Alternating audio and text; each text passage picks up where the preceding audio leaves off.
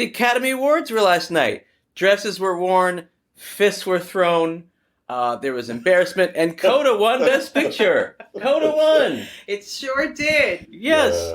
We didn't think it would. I'm clapping inside as we speak. He is clapping you can't see this at home, boys and girls. That's right. But you can imagine it in your mind. You watch the Academy Awards. You know what that looks like. It was a lot of fun. We loved Coda. We actually, on our last podcast, we didn't think it was going to win because it has no big name actors in it. What do you think put it over the top, Phoebe? I don't know, other than it was a very wonderful story that was a shining light in the middle of all of the mishigas that we're going through, with COVID and Ukraine and all of that. And I'm also especially glad that we decided, after all, to have our Oscar party. How do we have a podcast about movies and not have an Oscar party?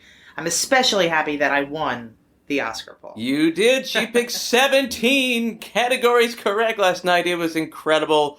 Way to do your research. I was going with my gut, and my gut is never wrong. Well, for boys and girls at home, I think the trick is to look at the SAG-BAFTA awards and make some decisions based on those trends. That's right. But I didn't get Coda right. I actually put my vote in for Power of the Dog.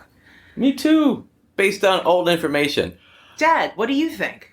Oh, I voted for Power of the Dogs, too. But what's really weird is that my wife and I, after we saw Coda, we both said this has such a great shot at winning. And we both zeroed in on Troy Kotsur.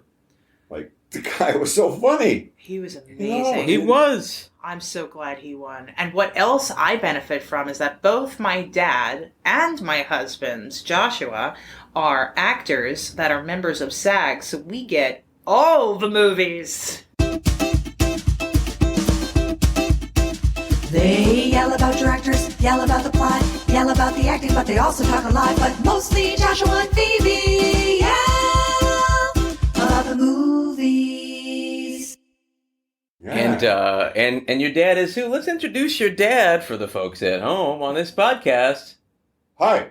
Hey everybody, this is George Kamek, my father-in-law, Phoebe's dad for her entire life, as far as I know.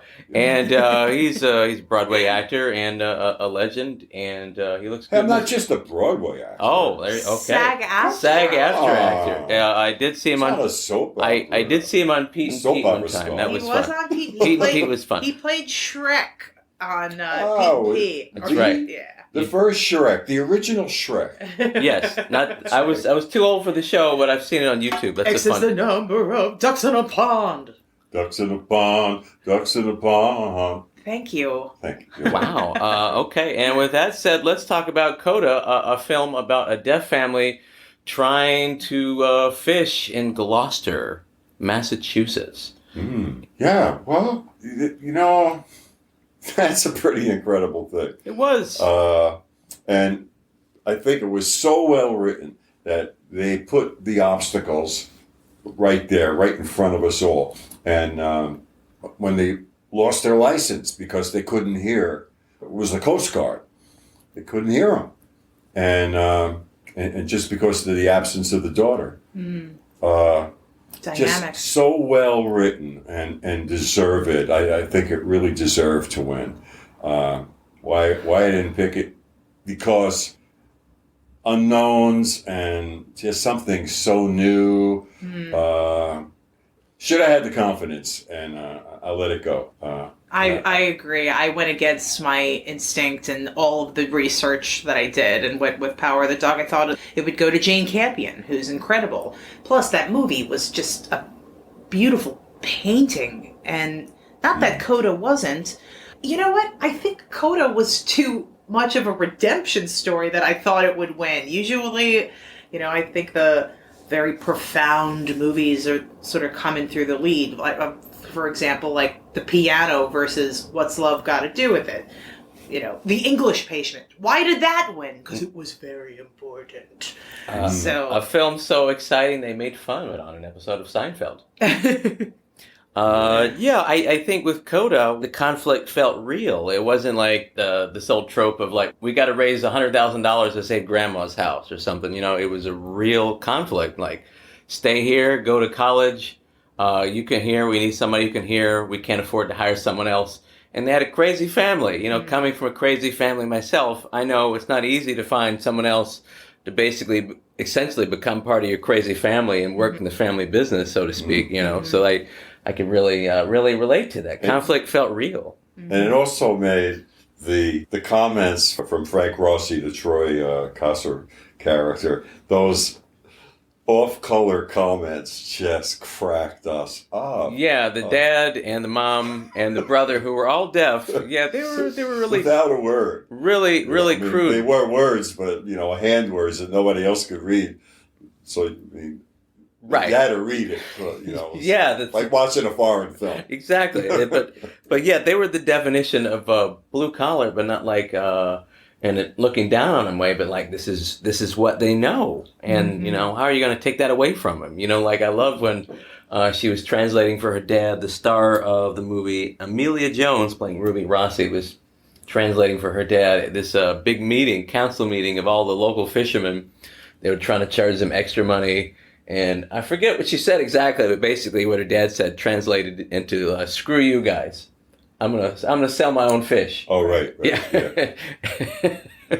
Right. Yeah, it was just so well done. Every moment that they had, every emotional scene that they had, I really felt them deeply. Namely, when her father puts his hands on her vocal cords to hear her sing. That's right. In his way. And that was so, and she's singing. I'm going to get choked up even talking about it. She's singing, "You're all I need to get by." And he can mouth read and lip read what she's saying. And the family really needed her. They really needed her, but they really loved her. And they know that she was good based on the feedback that was in the room. And then he reached out as much as he could to hear her talent. I'm getting choked up. It was a beautiful movie. Yeah. The only film with themes like this, I'm reminded of that old film October Sky that I loved about the kid who worked with his dad in the coal mines, but he wanted to go to college too. He wanted to get out of this small town.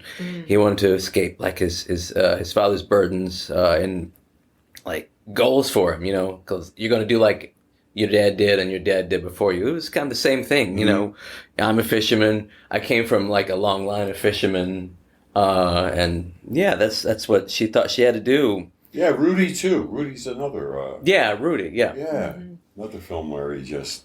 And that one won Best Picture too, didn't it? Yeah. Yeah. How about that scene when they can't hear the Coast Guard coming in, and then the Coast Guard pulls up? It's kind of an action scene, actually. And their genuine fear and shock when they appeared there, and then they explained that they were deaf. Yeah, and the daughter was off with private music lessons with the excellent choir director, who was not gay, by the way, apparently. I was really surprised by that. Didn't you think he was gay? Eugene George, Jervis. did you think the guy was gay? Did I think he was gay? In the movie, No. Didn't you think he was acting? I had assumed that he was a gay professor. I thought so. Why. Just because he had a very, he's like, "You are going to get this lesson correct." Like that kind of focus, it made me. Anyway, he had a family, and so she was away getting music waiting lessons. for him to make a move on her. You what? Film. Yeah, I was. Really? Yeah. Oh, At some point. So you thought of it the other way. It All right. seemed too good to be true. I was waiting for the twist, waiting for the drama. Yeah. The twist with the music teacher. I actually didn't. It didn't occur to me that the music teacher was going to abuse, but I could understand waiting for the other shoe to fall. Okay. Oh, you mean like having such a genuinely altruistic character in the film, looking out for besides her family. Yeah. And like I was telling George a minute ago, there was a scene, two scenes actually, where there's a lot of cliche moments. Okay, in film history, like jumping off a cliff into water is kind of a cliche scene, like thing, like I want to break free my boundaries, get out of here, get out of this small town. Wow. And so she took her soon-to-be boyfriend to jump off the cliff. First they jumped off like a 10-foot cliff into the water, and then he's like, "Well, that hurt a little bit," and she was like, "All right, now we're going for the big one." And then they jump off a 40-foot cliff into the water, Right.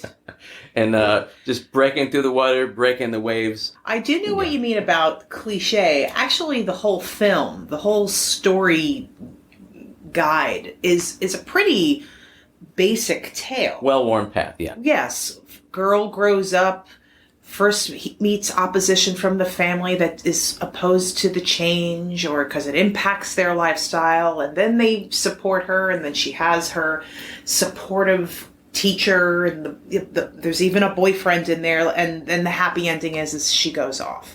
It's a pretty classic storyline. Why is this one so different, though? One of my first questions after seeing the film was, are these people really deaf? Because, there was such a communication without, and they are really finding out that they were really deaf. Yeah, so there's a definite reality that comes across there, but their sensibilities, the way they sensed things and communicated was as if they could hear. So it challenged one of my own, I think, assumptions about hiring a person with disabilities, because I don't know how many deaf actors there are in the industry. But I think I might have assumed that there wouldn't be a lot.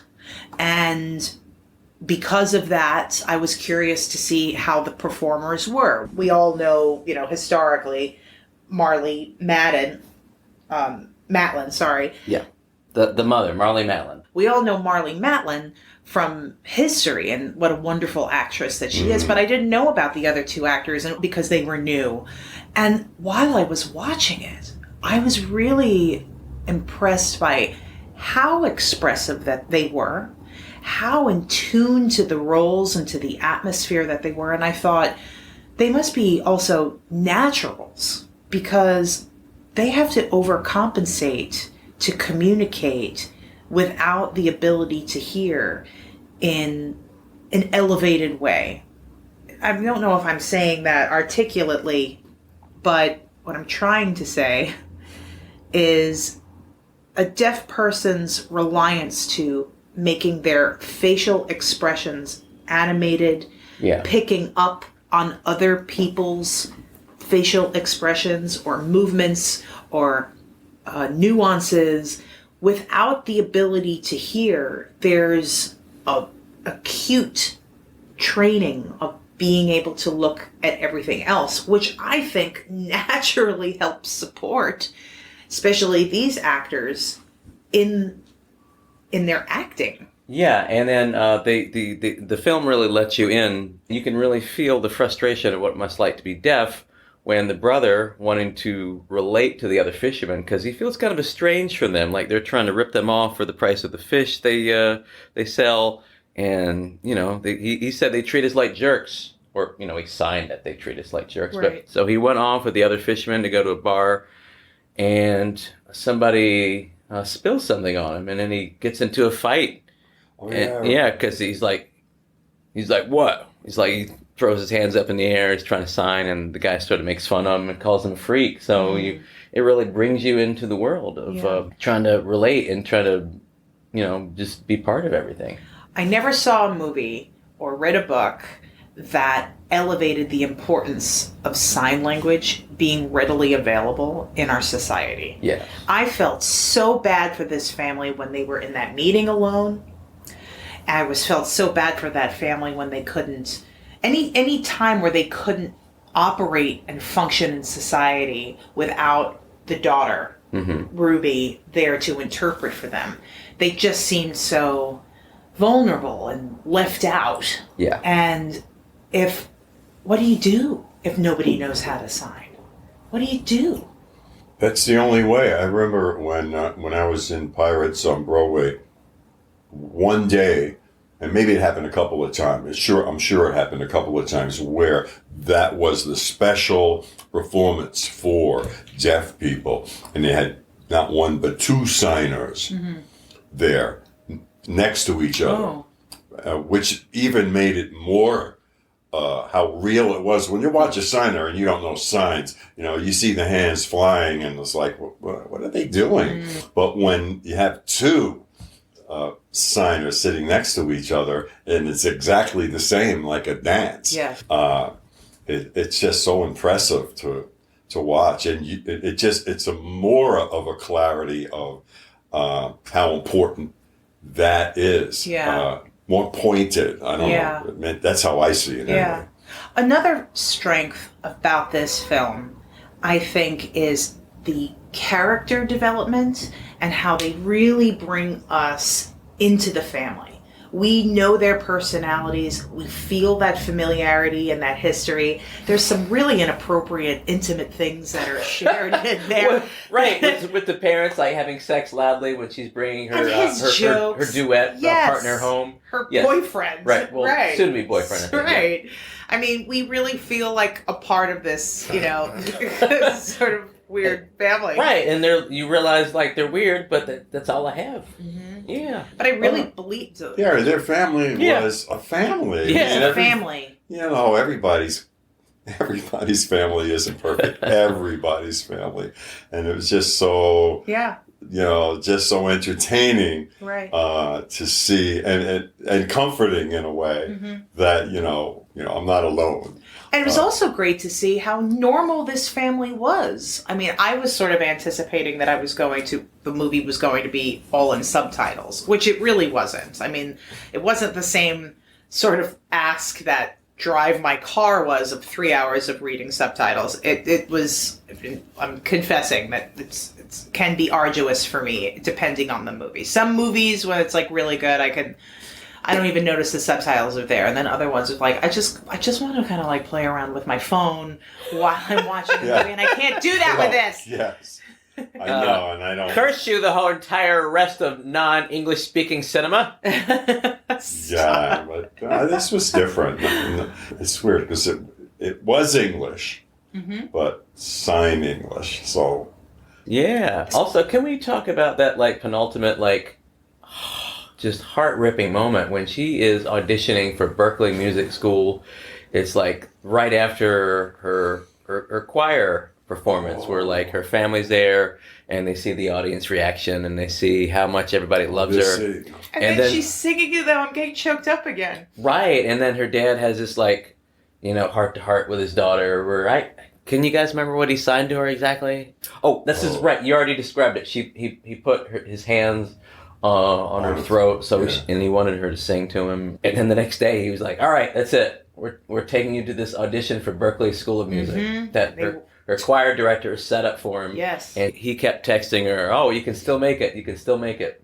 And she was going to quit her dream of singing for Berklee or wherever else and just work for the family business because she thought she had to. And there was a lot of guilt there, and there was some conflict with her brother who felt like he felt left out. Abandoned. Interesting dynamic. So I thought the whole family would say, if you leave us, we're destitute. We can't survive without you. But the brother never said that. Right. The brother wanted her out. The brother didn't want her around. Brother even said things like, life was better before you were born. Yeah. More or less. Right. Oh, because she could talk, he could not. Yeah, of course. Yeah, jealousy comes in there, and Yeah, it's that whole "do you think you're better than me" kind of thing that family dynamics have. Yeah, for sure. But there's some merit to that. I don't think he was just being a jealous brother. Her pursuing her dream actually was a healthy, natural, more organic transition for that family's, I guess, evolution. He wasn't just being mean. It actually was good for him that she went off on her own. Yeah, and subplot, he hooks up with this girl that is friends with her, which we think is going to be like the next member of the family and translate for them, although they never really wrap up that part of the story. So not a perfect film, you guys. No, they left it open. They did leave that open. They left it open. See, the other thing that I enjoyed was when they did win and they all got on stage to accept the award, you could just feel the love these people had for each other. Yes. Especially, Troy. He was just reaching out, touching other members. Yeah. Yeah. Yeah, I don't know. It touched me. His speech. What was it? my Last night, gosh, when he talked about his father. Yeah. And his father was deaf. What did he say, Dad? Do you remember? Okay. What did he say, Joshua? Do you remember? No, I also can't remember, and we're not going to look it up right now because we don't have time. But he had an incredible story with his father. Yeah, what was it? I'm trying to remember. I can't remember. If you look it up, we'll get lost where we are. No, I'm good. Okay. Okay, well, I wanted to talk about that last scene where the family's racing to get her to Berkeley music audition. She gets to the audition, and she's unprepared. She doesn't have sheet music, and, and the three people in the room who are auditioning her are acting like she's a backwoods hick. They're looking at her resume, and they're like, other than your recent choir, you don't really have much of a background in music. And she's like, is that a question? Is there a question? Is that a question? And then, like, the lady at the piano is like, oh, I don't know that song, whatever song she selected. Do you remember the song? You're all... For the Berkeley School of Oh, Music? no, it was, I looked at love from both sides. Now I'm getting choked up again. Sing it, Phoebe. Because she was singing Sing it, to Phoebe. her. Sing it a little bit. I looked at life from both sides now, from win and lose, and still somehow it's life's illusions. I recall, I really don't know life at all. And Coda, yes. And before that amazing moment, like the music teacher really kind of, acted like another family member, really supporting her. He showed up with this weird rescue scene, which I don't know actually could have happened, but it's nice when a character shows up and rescues her. He's like, no, I think I can play that piece. And he shows up and gets at the piano. And she starts off with this really flat performance. And then he like pretends to flub it so she can start over. I remember Remember? the speech, yes. Oh, okay. I remember the speech. He was talking about his father, who was the best signer in their family. That's right. But he was in a car accident. Yes. And became paralyzed from the neck down. He was no longer able to sign. So he said, Dad, I learned so much from you. I'll always love you. You're my hero. Yeah. So it was like, in his speech, you were like, wow, there's an even better movie within the actor himself. Yeah. But like that song you were singing, in the middle of that, her family comes in the balcony and she starts signing to them the lyrics to the songs also, in addition to singing, and then the three people in the audience. She was singing it to them. To them. And not the audience. The three judges like look around and realize what's going on. And it's like, it just feels like a real magical So much heart. It's so much heart in that movie. Yeah, it was... we needed it. We needed that. I'm so glad that that movie won, because we need it. Oh my gosh, I'm choked up just talking about it. Right. Yeah. Shame on me for betting on Power. Such a dark-hearted film. I mean, come on. There's no way that we can talk about the Oscars or our Oscar party without taking a minute to say, Will, What did you do? Man, she must be mean at home if she felt like he had to. Oh, boy. Walked up to him and just said, don't ever say that about my wife. I mean, he assaulted and walk back, him. and everything would be okay. I think Will had I've been on your side. Yeah, I think Will had a couple of too many champagnes in the limo on the way over. I think he had more than a couple. I think he was drunk. I think he was drazunk. Yeah, it's too bad he didn't show up in Emmy Award style, interrupt Chris Rock's speech and go, hey, yo, Chris Rock, I got something to say about that. And I just want to see how Chris Rock actually responds. Like, is he going to show up on Saturday Night Live and do a spoof about it? Is he going to work it into an act? But the best part was when Anthony Hopkins gets up and says, "Well, everyone, it appears that Will Smith said it all." Remember?